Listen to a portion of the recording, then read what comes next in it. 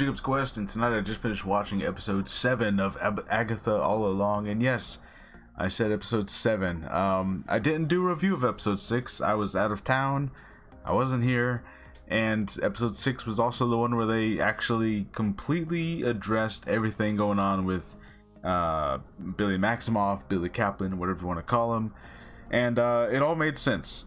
Surprisingly, I was, that was my main concern going off of episode 5, was like, okay, but how do you explain this? How does any of this make actual sense? And hey, they pulled it off. They managed to do it.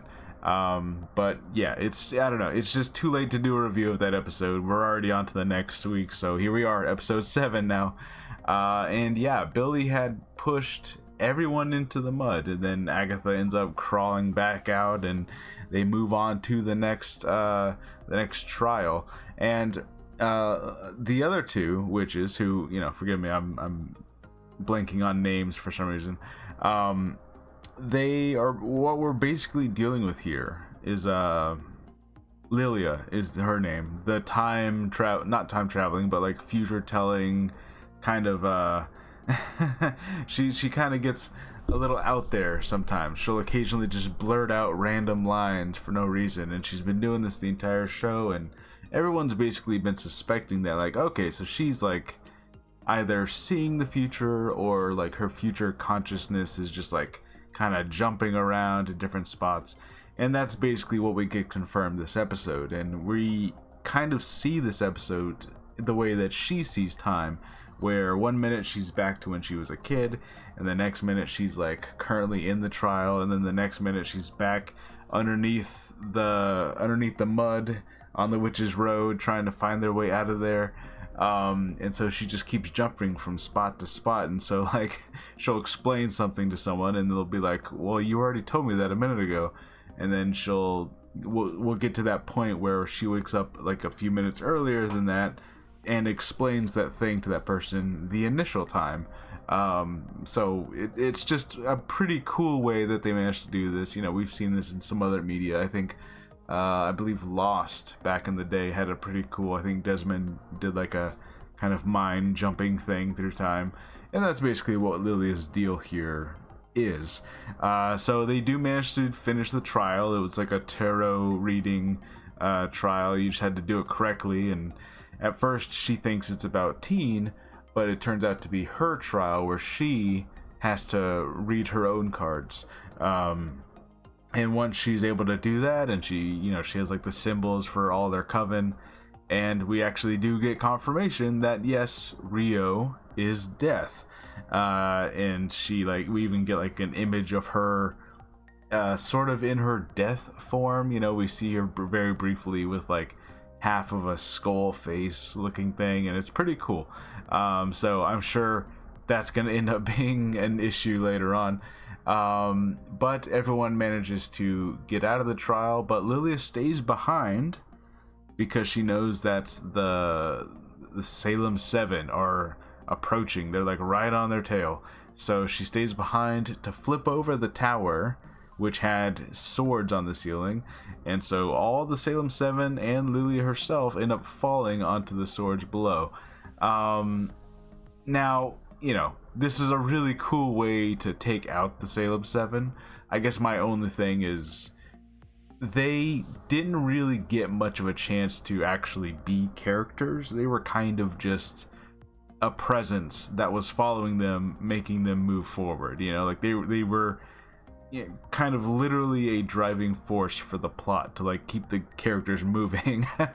So it's kind of funny that like, okay, well, they're dispatched now, and I don't know if we even got any of their names, or like like they were just kind of shadowy, cloaked whisper voices, and that's pretty much all they ever were. So if this is the end of them, I guess that's fine, because clearly with the Rio thing we have probably bigger fish to fry. But it is kind of funny that like, okay, here they are, here's this thing that's been chasing us, and they're gone.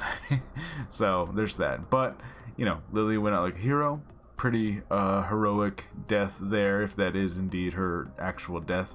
Yeah, pretty cool stuff overall. Like I think for like not self-contained, but for like a centered around just one specific character, you know, that's not Agatha and not the teen. I feel like they did a pretty good job with this one. I really enjoyed this one a lot. So I guess my real questions moving forward would just be like, okay, so now we know that Rio is death, but like, what does that mean? Like they seem to be really worried about this, but I guess my thing is like, she's not like a murderer, right? Like she's just the concept of death personified as a person, I guess, right? But so it's like, it's not like she's going to cause them to die, you know. That's never really seemed to be her thing. She just kind of hangs out waiting for someone to die. Like that's just really what her job is, you know. So but they all seem pretty worried about it, except for Agatha, obviously. So hopefully we get like a little bit more of an idea of like, so what's going on here? Like what does Death want? You know, like why did she come here? Like I know she wants to kill Agatha for some reason, but why can't she? Like why are we like all we really got at the beginning was like, oh, you want me at my full power or something like that, but like why does Death care about that? I don't know. I feel like I still have questions here. And her being the humanoid form of Death, like this cosmic idea, I don't know, it adds more questions to that whole deal, so I guess I'm just waiting. You know, and we also got a little bit more insight into like Billy's whole deal. Like his question that he had to ask for the tarot cards was like, am I William or am I Billy? You know, which I think based on the last episode, probably a little bit of both, but mostly Billy. He also made this comment where he's like, oh, they kept calling him the son of the Scarlet Witch, and then he's like, that lady's not my mom, I have a mom, you know, which that's also pretty interesting, you know, because yeah, I guess he's been raised by this other set of parents for like 3 years, which is longer than he was ever with Wanda, so I guess I can see that. Pretty interesting. But yeah, we are quickly approaching the finale, which I think I've heard now that the last 2 episodes are going to be both released the day before Halloween, so that's pretty cool.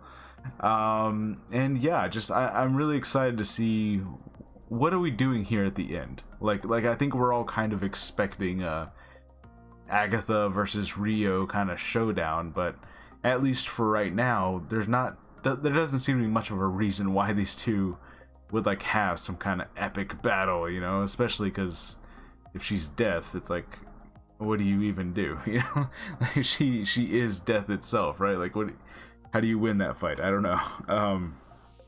But in any case, yeah, pretty just another really solid episode. Pretty cool stuff. We're getting more answers. We're finally getting those reveals.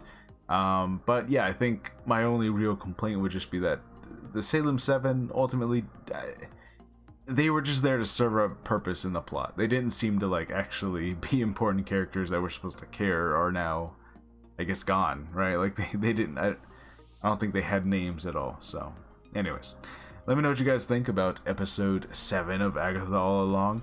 I'm really enjoying the ride, you know, like I'm very surprised by this show. I'm still not expecting, you know, I think there are some people out there that are still holding out hope that we're gonna get like a big Scarlet Witch cameo. I don't think that's happening. I think you know, abandon that now.